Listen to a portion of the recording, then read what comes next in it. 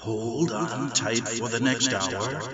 You're entering into a place, a zone called the alternative to the alternative media. It's a place, a special place where even truth seekers fear to tread. All right, people, let's move like we've got a purpose. Affirmative. Okay, here we are, February 15th, 2018, day on our calendar, another false flag. Yesterday at Parkland High School, they report that 17 dead and many injured. And this time, the question must be asked, what's the difference if it's a false flag or not? 99% of the American people are going to believe it anyway. Hey, by the way, this is Greg Anthony. You're listening to the Investigative Journal. And let's just talk about this quickly because we got other things to do here today.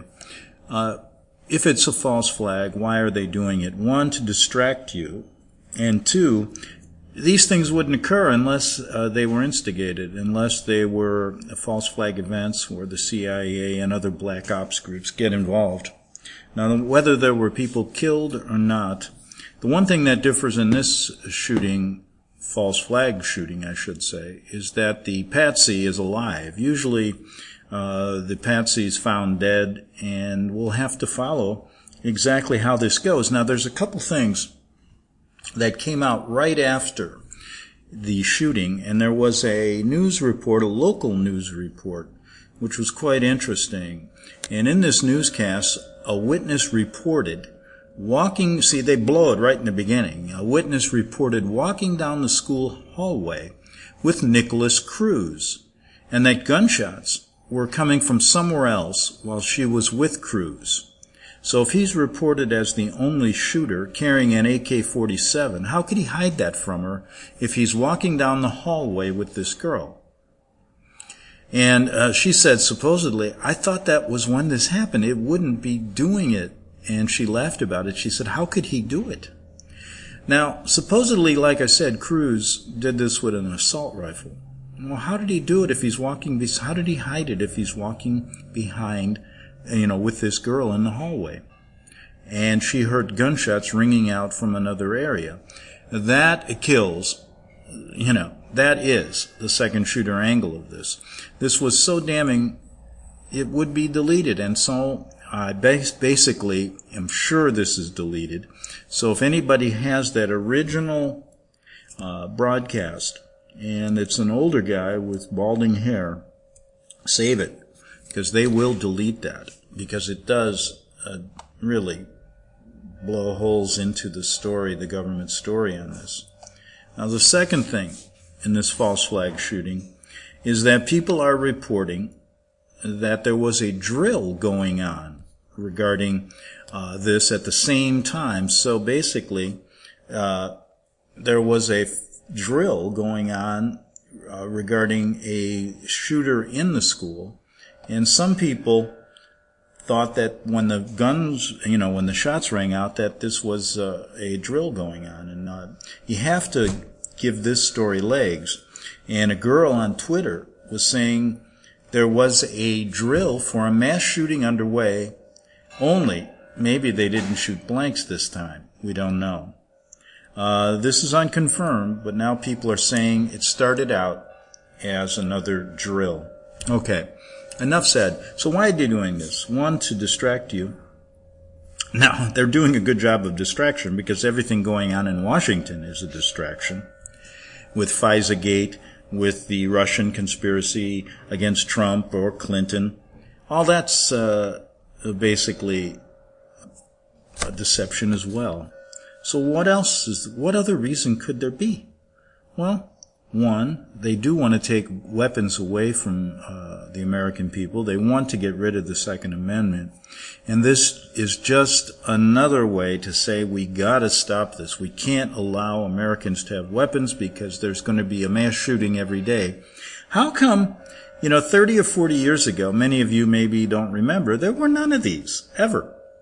I don't remember one school shooting way back in the 60s and the 70s. Not one. And there wouldn't be one today if these people weren't, the Vatican-led New World Order wasn't involved. So it's just another way. It's another way to push this one world order agenda. Okay. Why am I so fascinated with the story about Jesuit infiltration into churches such as the Seventh-day Adventists, the Mormons, the Jehovah's Witnesses? Today I was driving, and I always see the Jehovah's Witnesses out there, the young and older ladies with they put up, brochures, and I just always wonder, do any people really understand this? And why is it so important? Well, first of all, when you understand they want to take control of your mind, body, and soul, they have to do this. And this infiltration into churches is going on in government as well, and it has been going on for hundreds of years. What then would the denomination of the SDA, the Seventh-day Adventists, do?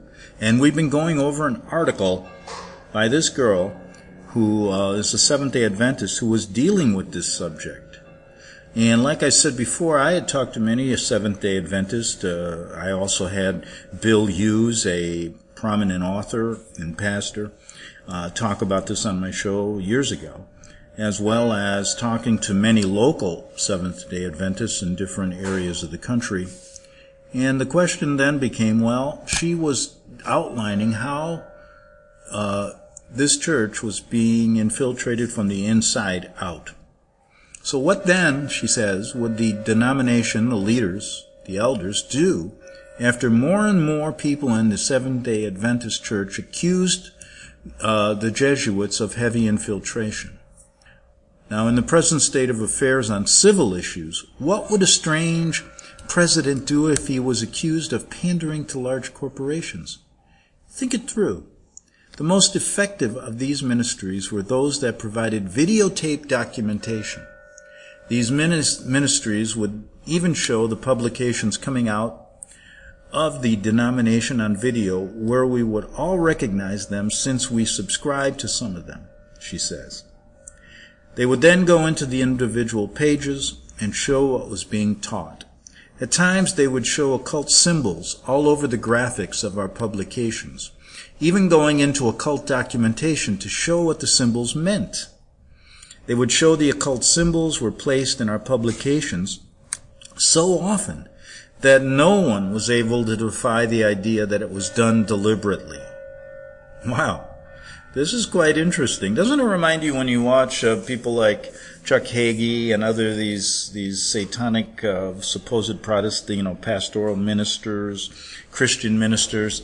During their, televangelism, you will see them flashing all these horn signs, the 666 signs, many different things. Same thing. So now they're putting these occult satanic symbols in Seventh-day Adventist publications, deliberately. Our hairs would almost literally stand up on end, this woman says. Picture after picture in the graphics of our publication showed people bowing before the sun or facing it strategically, with the denominational leaders then hounded with the growing belief that many of them are infiltrators from Rome. What would they do if they truly were infiltrators? Then many publications were shown where pictures of Catholic nuns and priests were placed in strategic places over and over and over again on the covers or titles of our Seventh-day Adventist publications. And folks, what I find so interesting about this is that I remember sitting in church, Sunday afterwards, having, brunch with Seventh-day Adventists who were talking about how their church, despite, wants to tell people about Rome's infiltration still to this day. And now to see that their publications are filled with this deception, these strategic pictures of occult symbols, of Catholic nuns and priests. It's just amazing how we have been infiltrated. Now people say, well, Greg, it's only in a church. Who cares anymore? There's a lot of people in the country that don't have any affiliation to any kind of faith or religion, and especially young children, young kids today growing up, the group before, after the millennials. And that suits the Vatican just fine. They could care less whether you are an atheist or whatever. They're going to get you one way or the other. Then, she says, authors began to attack some of the major doctrines of the Church after putting these symbols in our magazines in the most defiant and amazing ways. For example, she says, Adventism holds that the papacy is the Antichrist, or the 666 beast, mentioned in the book of Revelations, just as the entire Reformation did back in the 1540s. Leaders would then boldly print articles such as paraphrasing, quote, "Is the papacy still the beast of Revelation?"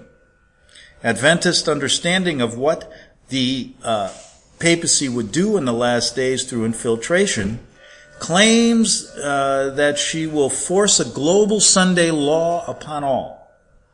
Leaders would then publish articles to the example of National Sunday Law Come and Gone, constantly and boldly struggling against the doctrine of our pillar beliefs and swearing how they cannot understand why are they being attacked or why people would know they are Jesuits in the first place. Just as they were complaining about all this distrust, they continued to misbehave more and more.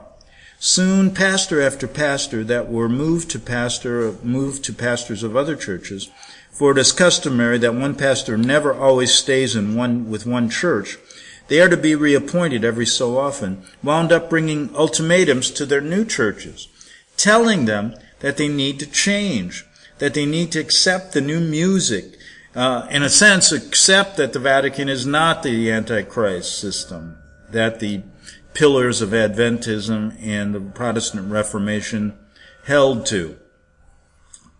And they must conform to their new style of worshiping, that they need to have drama being performed behind the sacred pulpits during the divine services of their holy days. So, Adventism is being changed, from the inside out. And it's amazing when you start thinking of how they do this. There are many local Adventist churches, right, all over the country. And people say, well, how can they get to them all? Slowly, they start from the top and work their way down. Ultimately, she says, these video cameras would enter into church business sessions where faithful members were being kicked out of the church for protesting against the illegal changes and movements.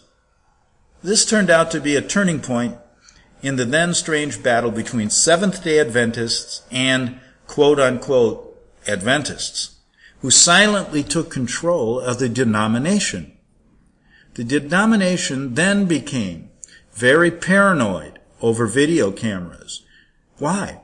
They wanted to find out who the distractors were. And the distractors, folks, were the same people that adhered to the core beliefs of Seventh-day Adventism.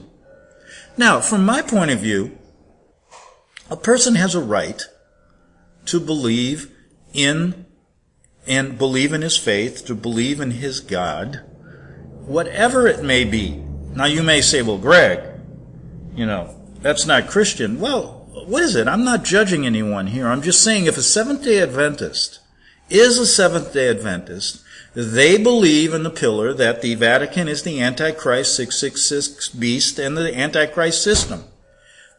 Point blank.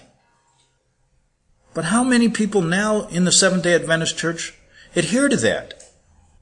Just about as many as do the Protestants in Lutheran churches and in all these different Protestant denominations or non-denominational churches. So what is happening? A slow progression of everyone coming under the ecumenical rule of Rome. Simple as that. Now, because of, let's look back where we left off here. Now, this turned out to be the turning point, she said, of Seventh-day Adventists and quote-unquote Adventists who silently took control of the denomination. The denomination then became very paranoid about these video cameras. Ministers openly remarked that having video cameras, even during periods of worship, was disrespectful. among other things, as far as the rights of privacy, correct? They complained about people having video cameras in business meetings where those protesting the new movements were being defrocked. One particular independent ministry leader remarked that the official church should be glad to have video cameras in their meetings, even providing their own, for it would openly demonstrate the justice of their cause and what they are doing, as opposed to acting as if the denomination had its own Patriot Act. Now here we go. Let's make an analogy here. We're talking about video cameras in a church. Now let's talk about the mindset of most American people. The police come knocking on your door. Okay? They come knocking on your door and you have no reason. You're an upstanding citizen. You've done nothing wrong. They knock on your door and they say, "Sir, we have an idea that there's drugs in this house." Now guess what? Joe American citizen does. 90%. "Well, heck, come on in. We have nothing to hide." And they walk through your house. They do everything they want. They disturb your children. They disturb your pets. They disturb everything. And then they walk out and they say, "Oh, wrong house, sorry." Now, guess what? I bet you 90% of American people are so frightened of police and they have no idea of their rights that they just let them walk right over it. It's the same thing. Folks, you have a Fourth Amendment right. They have no idea, no way to walk into your house without a search warrant. Unless you got, cocaine hanging from your windowsill where they can see it from plain view, which is called the plain view doctrine, where a police officer can enter if if you see somebody stabbing somebody through your kitchen window, yeah. But this is a complete violation of your rights. But you know what most people think now? Well, if I don't let the police in, they'll think I'm guilty. Well, let them think you're guilty. Because you do have a right in this country of innocence before guilt. So what they're doing is slowly taking away everything.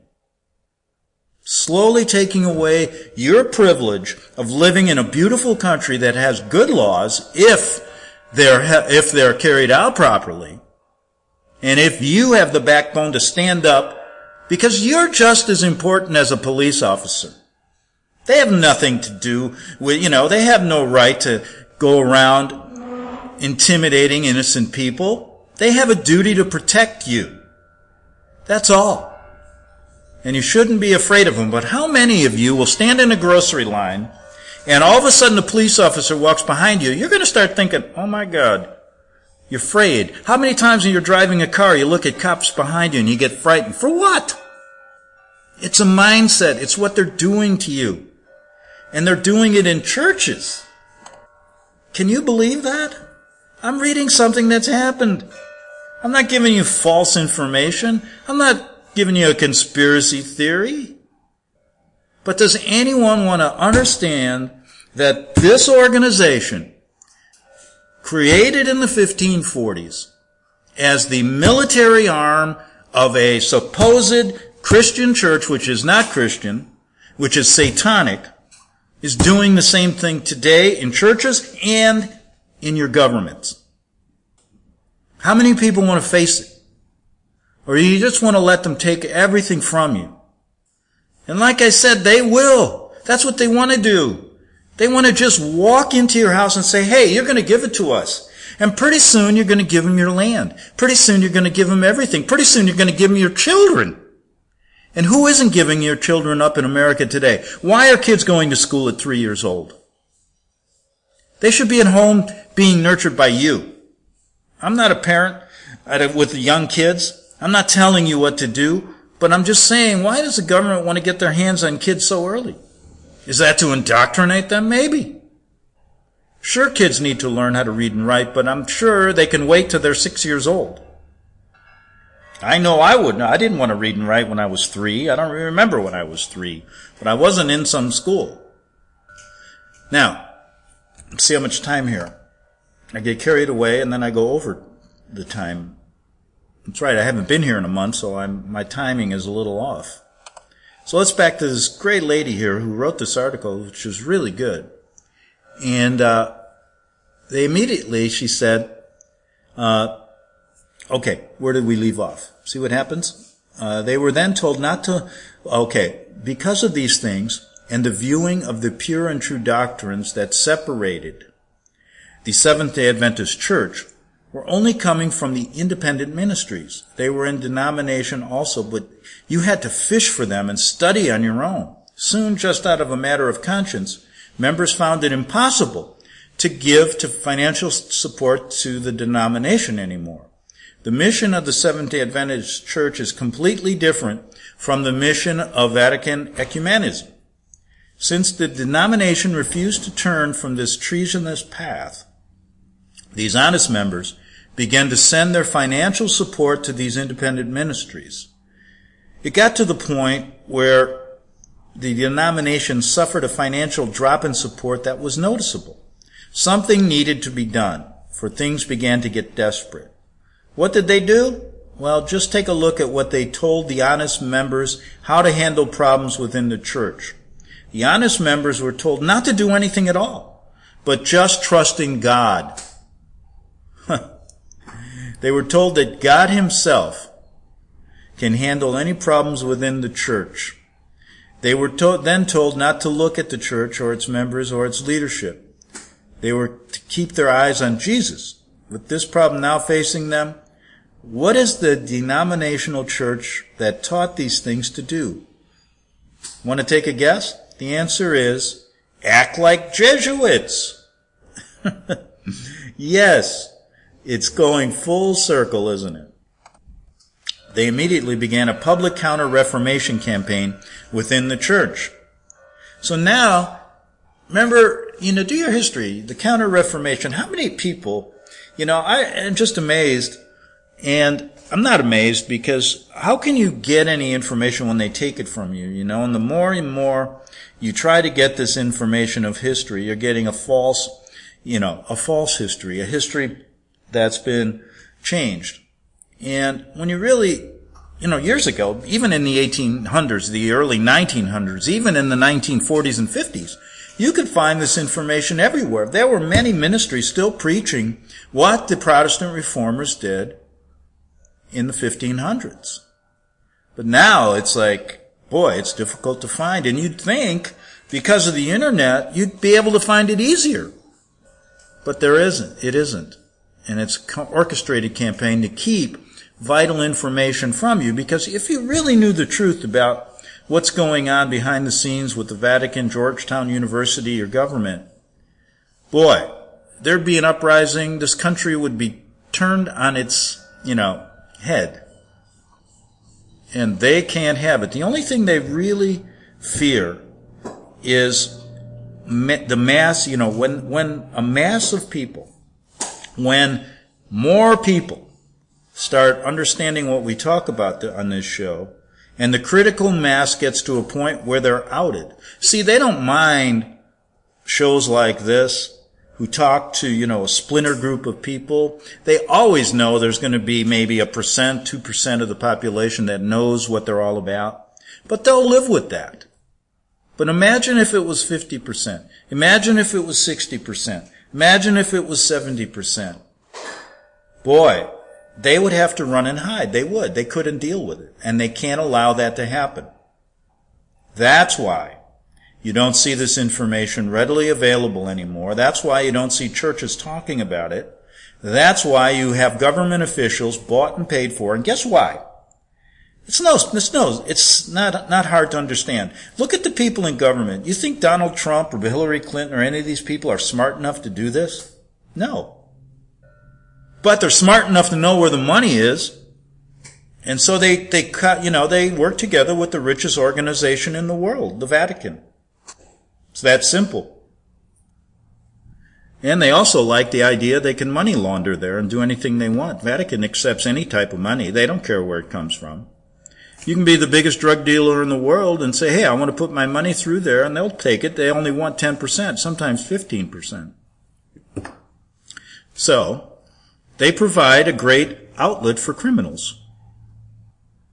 Because once the money goes into the Vatican bank, they wash it clean, and it's all of a sudden Mystically, that's what they do with the holy water. You know, the holy water turns dirty money into clean money.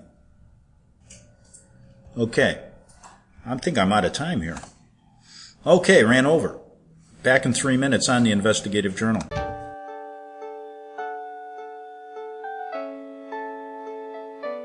The program you are listening to is 100% sponsored by you, the listener, on this First Amendment Rights Media channel. You will notice that there are few commercials on this radio network. There's a good reason for that. Corporate advertising dollars come with strings that limit program content. So without your help, these programs cannot continue on internet or our several affiliates. If you benefit by the educational law programs, we ask you to give.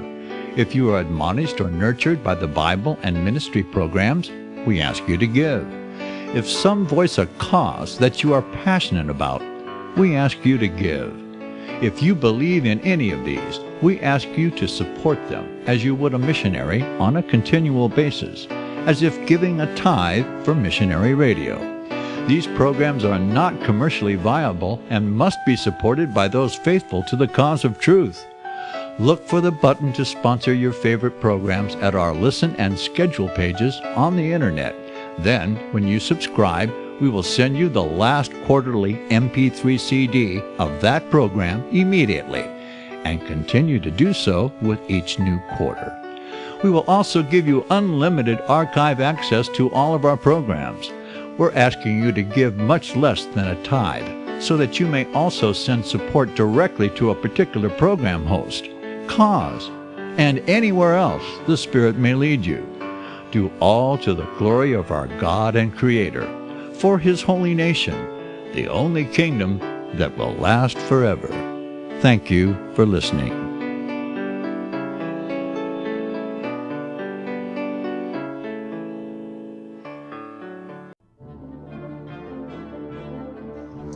Visit crosstheborder.org, C-R-O-S-S, crosstheborder.org, to get your print, EPUB, or PDF version of Nicholas Arthur's new book titled When the Third Temple is Built. That's crosstheborder.org. When it comes to prophecy today, much of the evangelical Christian world has their eyes on Israel, waiting and watching to see when the third temple will begin to be built. The plans are drawn. The Jewish people are eager. Most evangelical Christians today believe that the rapture will happen before the third temple is built. Hi, I'm Michael Eugene. I was taught that Daniel's 70th week was in the future. Is that really what the Bible teaches? Have we searched the Scriptures and found this to be true? Why is it so important for a re-established Israel to build a third temple in Jerusalem? Is it necessary to build a temple on the same location already occupied by the Dome of the Rock? Is it necessary for sacrifices to take place in the temple on Temple Mount? Is there really a rapture followed by 7 years of tribulation? What is the New Testament temple? Can we identify history and prophecy? Who is the first beast in Revelation chapter 13? Who are the 7 kings in Revelation 17?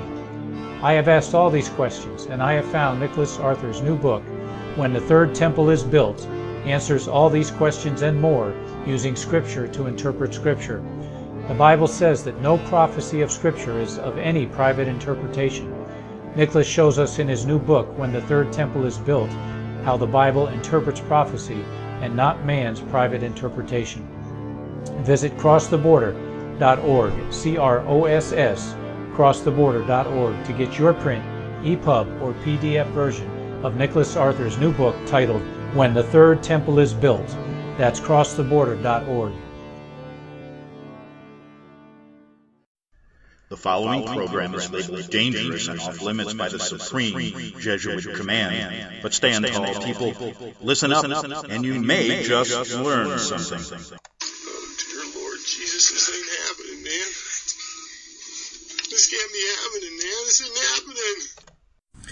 Okay, back for the second half hour of the Investigative Journal. And I just wanted to mention that you can go to my website at greganthonysjournal.wordpress.com, and you can get shows going back well over a decade regarding the Vatican-led New World Order, all its tentacles, and many, many stories regarding church infiltration of the American government, etc., going way, way back to even the foundation of our country. History that's been taken from us, but you can catch up to speed if you go back to some of my shows. Also, if you see the donate button there, we're listener sponsored, and please go to that button and help us out. $5, $10, $15, that's fine. Whatever you can afford to keep us on the air. Thank you so much. Also, in the weeks to come, I've gotten a couple sponsors coming aboard this show, and basically going to provide some really good products for you to buy, and through that, perhaps I can keep the show going as well. And you can probably come back in the next couple of weeks and find that on my website, or I'll be talking about it on the air. Okay, so we got this Counter-Reformation going in the Seventh-day Adventist Church, just like the Jesuits did and the Vatican did back in the 1500s.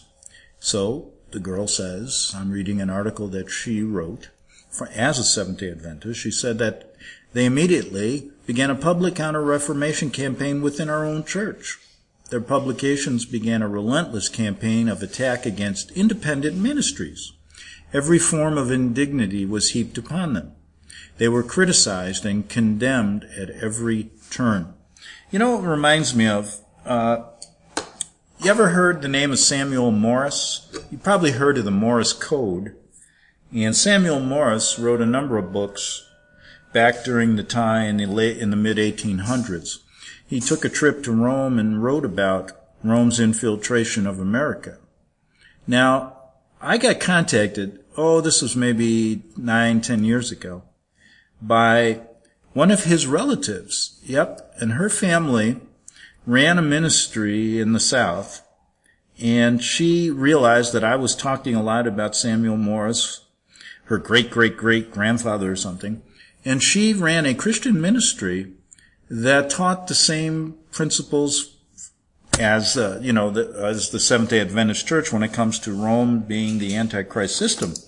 And she told me how her family was being attacked in many different ways through the IRS, through other things.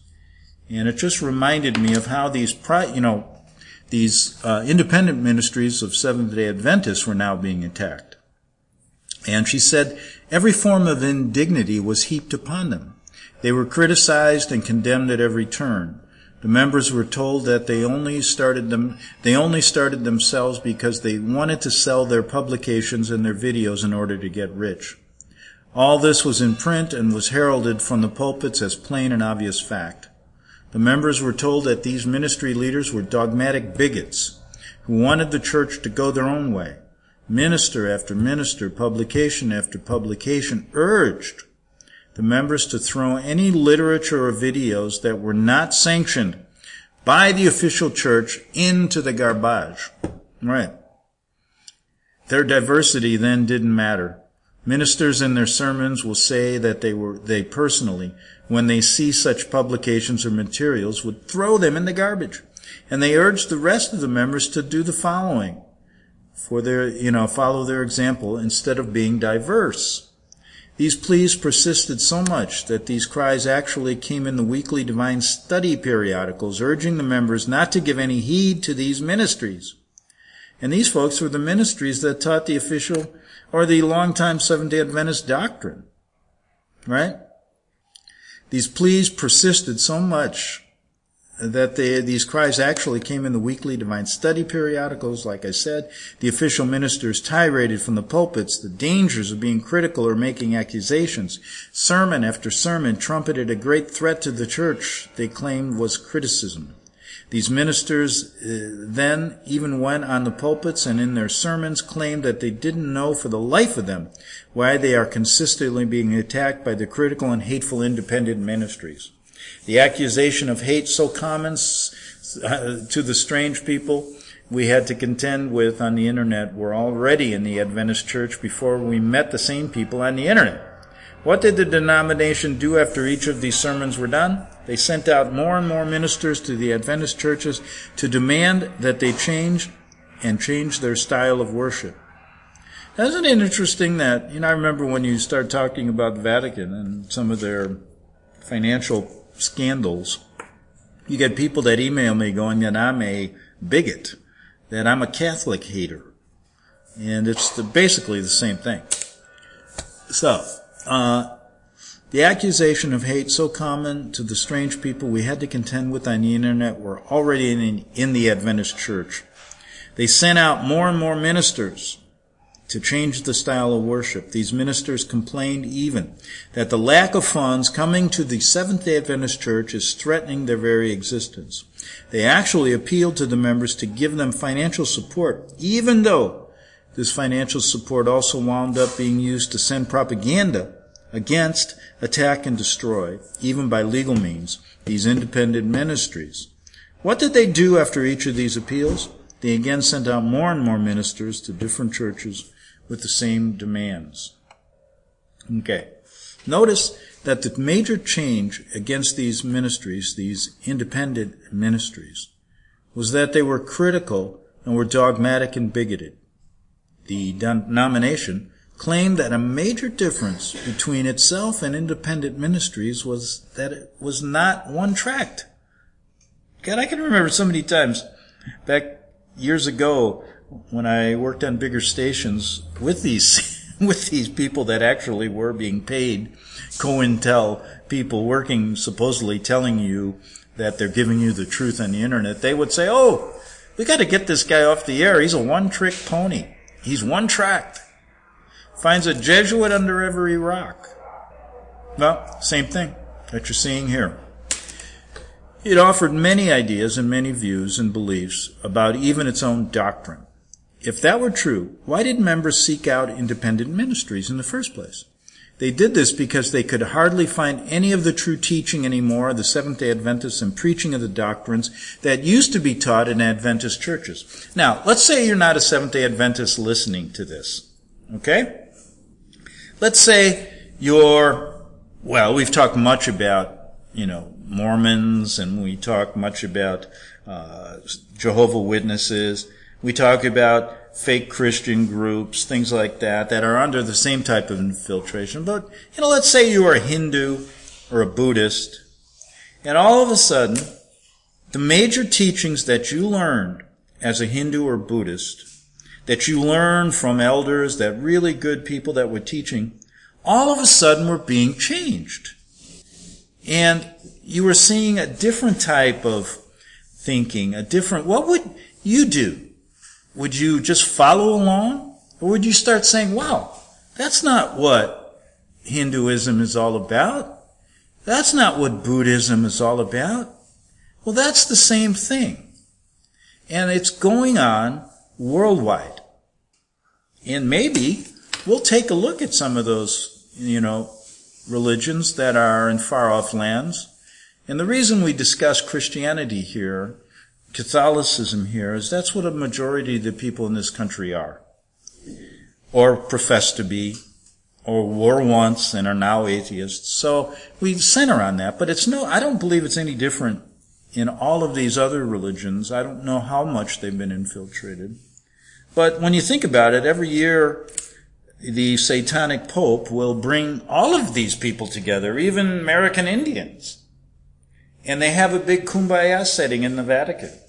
Now this, to me, is something you have to look at. And guess who goes? The supposed major leaders of all these places. And once I talked to a Native American and I asked him this question. I said, do you support, and they understood that the Jesuit order had come to these schools, these Native American schools in the 1800s, and began to kill their children. These supposed mission schools were nothing more than genocide schools. And these Native Americans that I talked to knew about it. And I said, well, the other day I saw this church, this Native American leader standing hand in hand and kissing the Pope's ring. I said, didn't you tell me that the Vatican and the Jesuits were behind killing your children? And he said, we don't support that. We know what they're about. So basically, these people, these top leaders of, I think, churches all over the world, are being paid by the richest organization in the world to bring this ecumenism worldwide. And guess who's going to be at the top of the ladder? Whose, umbrella you're going to be under? Yeah. The guy in Rome. So, anyway, notice that the major change against these independent ministries and the Seventh-day Adventists were critical and were dogmatic or bigoted. That's what they said. But what were they saying? They were just saying basically what the Protestant Reformers said when they realized what the Vatican was all about back during the time of the Protestant Reformation. Protest. Who were they protesting? Rome. The denomination claimed that a major difference between itself and the independent ministries was that it was not one track, like I said, one-trick pony.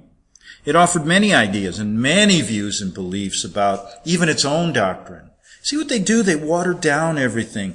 There's no right or wrong. There's no good or bad. It's you have the idea to decide what's good or bad.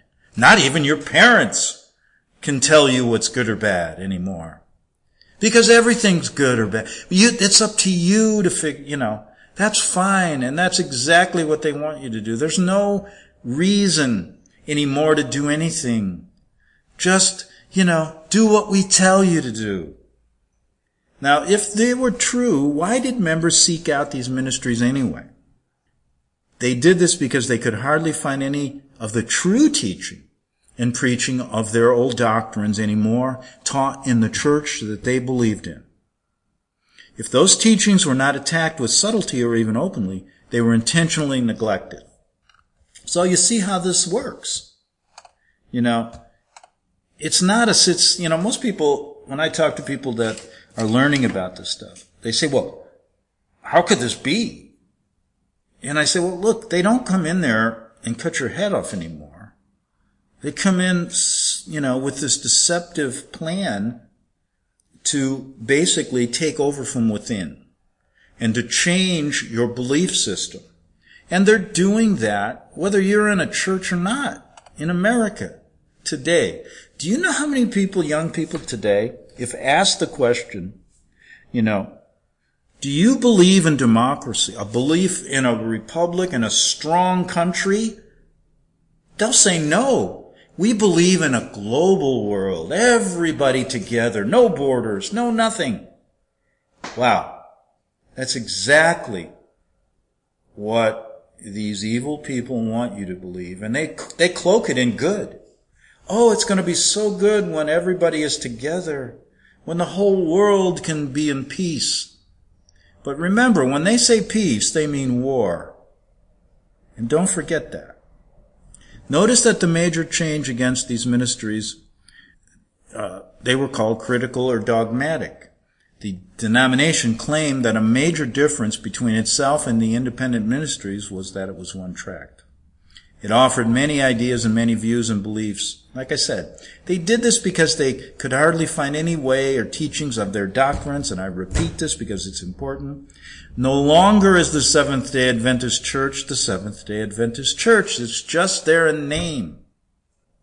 Though the denomination knew this and understood that even financial support was leaving the denomination because of this, their mission, in total disrespect of their credentials, was to still make sure that the special doctrines that separated SDA Church from all others were still suppressed by whatever means necessary, even to the point of publishing articles and preaching sermons telling the members that they think the denomination suppresses the special Adventist message or doctrines. They were imagining things despite their diverse view on the matter. At other times, they preached that these doctrines were not important. That's the case to this date, in answer to the constant complaints still received. They can't say they were not shown what the people want, can they? Yes, they can. Once you know who they are, any lie is fashionable. Ultimately, the denomination is going to fall. I didn't say that the church will fall. I said the denomination will fall. Now, what's happening here, and let me see how much time, because I did go over my time limit in the last segment. But anyway, I still got about 9 minutes. So you're seeing what's happening here. They're really changing the core beliefs of a denomination like the Seventh-day Adventists from the inside out. And they're doing it. What are they doing it for? Because they don't want you to criticize or know the true intentions of the Pope in Rome. I can't be any clearer than that. That's why they're doing it. And that's why you'll see the major Seventh-day Adventist leaders go to that ecumenical ceremony every year in Rome, because they work for Rome. And pretty soon, everyone will be under the cloak of Rome. And that's their goal. Very simple. A one world order, a one world religion, and it's going to be nothing like what you think it is. Because they're going to profess that it's good, that it's the only way to be. Isn't it better that everyone is together? Together in love and peace, happiness, no wars. But you know what they're really saying? They're going to create pandemonium and chaos like you've never seen before. And there isn't going to be any peace until you bow down to the Pope in Rome, if you're left to do that. And if you don't, folks, you're not going to be around. They don't need you anymore. What do you think they're doing all these robotic testing for robots that are going to work in fast food joints now?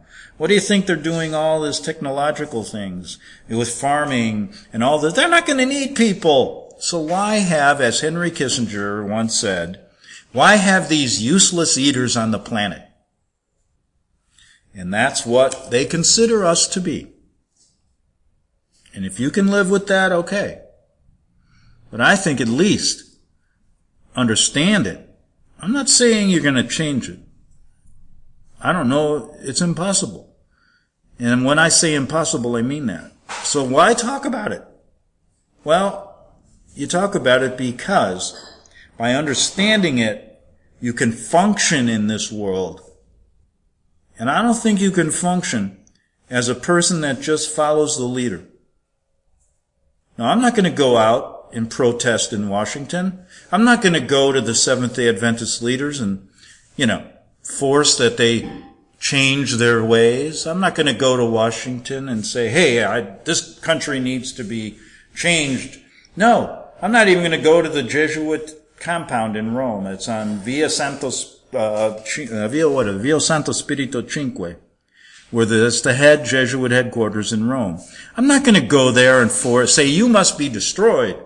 Or I'm not going to say that every Jesuit should be kicked out of the country. No. What I am going to say is what they really are. And my goal isn't to kick them out. It's just to understand what they're about and learn how to live with it. Because, I'm not here to judge them. If that's the way they are, I'm not going to say that every Jesuit should be kicked out of America. Although I'd like to have a dream like that once in a while. But anyway, the point is to understand it. And by understanding it, you can live with it better, and you can then function. Okay. Because a lot of these groups, these truth groups, first of all, are infiltrated by Jesuits, just like the Seventh-day Adventist Church. And their goal is to get you so upset and so rowdy and so chaotic that you do that, or you do some crazy things and get arrested. I don't want to see you get arrested. I don't want to get arrested. But that's what they want you to do. They want you to go and protest and then create all this havoc and then, burn cars. I'm not going to, go to a Catholic church and burn the church down. Then you get arrested, spend the rest of your life in jail, and then they'll say, look, we are the God-loving people. We are the God-loving people in our country, and look at what these rebel rousers are doing. That's what they want you to do. On this show, all we want you to do is understand it, talk with them. There's nothing wrong. I mean, I've talked with Jesuit priests before and told them exactly what I'd say here. And you know what they do? Whether they know, some know it, some don't. That's the interesting thing about it. Because only the higher level Jesuits understand this. They use the lower level Jesuits for their own purposes. There's no reason not to talk to them. I'm not harming them. I don't want to overthrow them. In fact, I'm I'd like to be their friend, just to let them know I know what they're doing. And I told you a long time ago. Boy, wouldn't it be, I don't know why they haven't asked me to be a Jesuit priest, because I know everything about them. And that's what they want, right? I guess if I was working at the top levels, they'd want me to do this. But if I was a lower-level Jesuit, they wouldn't want me to know this. And you know what would happen? I'd have to leave. And what do you think a lot of these priests leave for? They start figuring out. Remember Richard Bennett? How many times have I had Richard Bennett, the former Catholic priest for 25 years on this show, from Ireland, talking about when he understood this and how he came out of the Vatican beast. He's a great speaker, a great person to go to. He knows a heck of a lot more than I do, and he taught me a lot. But when you talk to certain priests and nuns that have been involved, that get out of this system, they know the truth. And there's no place for you, if you know the truth, in the Catholic Church. It's that simple. So, we embark on this huge project of going through all these religions and their infiltration for a reason, because look at the analogies here. Look at, if they're going to those extremes, you want to go to worship on a Sunday with your family. Why do you have to be bombarded with all these satanic symbols and the changing of the guard and all this crazy music? That's not what you signed up for when you were a Seventh-day Adventist. But that's what you're getting thanks to the Jesuit order. And you know what? I can remember now, I'm just putting myself back 8 years ago. I'm sitting on a Sunday with 20 Adventists. We're all having a great potluck lunch, talking openly about this. And they were in a small independent ministry in Colorado. And many of them understood what's going on. Not with their church, I am telling you, because that was not discussed, but what the Vatican was all about. And that's why I went. Because occasionally I'd like to find people who understand it with me. And that's why I do this show, because I know there's people out there that do. For those of you who don't, I'm going to do probably once every 2 weeks about 30 minutes of basic information that you should know. Because a lot of times when I do these shows, people they spin their head because, they don't understand the background. And so I try to do it in pieces, I'll give you 30 minutes every twice, for those of you, and I'll give you a couple days notice, give it to your friends who don't understand the basics. Then, when I do some shows that are like this, or very complicated, you understand where I'm coming from. And, that's just the way it is, because you never know who's listening. Sometimes a person comes on, who knows nothing about this. So anyway, we're all done. I'll see you tomorrow on the Investigative Journal. The book of Revelation says, the spirit of prophecy is the testimony of Jesus Christ. This is at the very heart of FirstAmendmentRadio.com. In that spirit, we have created the Prophecy Reality News app for all of your mobile devices, streaming First Amendment Radio 24 hours a day, 7 days a week. Available for your Apple, Android device, and smartphone, absolutely free. Get the Prophecy Reality News app installed today so you can listen to First Amendment Radio wherever you are. The Prophecy. Since the beginning of time, kings have sought it, nations have fought for it. It has been traded. It has been borrowed. It has been purchased. It has been stolen. There's a reason for it. To secure the blessings of liberty to ourselves and to our posterity. Invest with the security of gold and silver. Call Discount Gold and Silver Trading at 1-800-375-4188 or visit discountgoldandsilvertrading.net. Listen to Financial Survival with your host Melody Cedarstrom right here on FirstAmendmentRadio.com at 4 p.m. Eastern or 1 p.m. Pacific Time. Visit discountgoldandsilvertrading.net or call Discount Gold and Silver Trading at 1-800-375-4188. Toll free 1-800-375-4188.